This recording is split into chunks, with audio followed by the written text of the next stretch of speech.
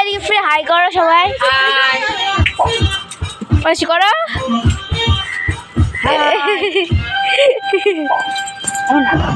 আজকে কি রান্না হবে? মেনুটা বলা হবে না, ওটা সিক্রেট ব্যাপার। খেতে গেলে আসতে হবে। তুমি কোনো কাজ করবে না?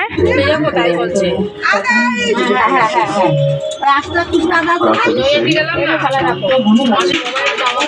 এখানে ফুলকপি এবং সব কাজ হয়।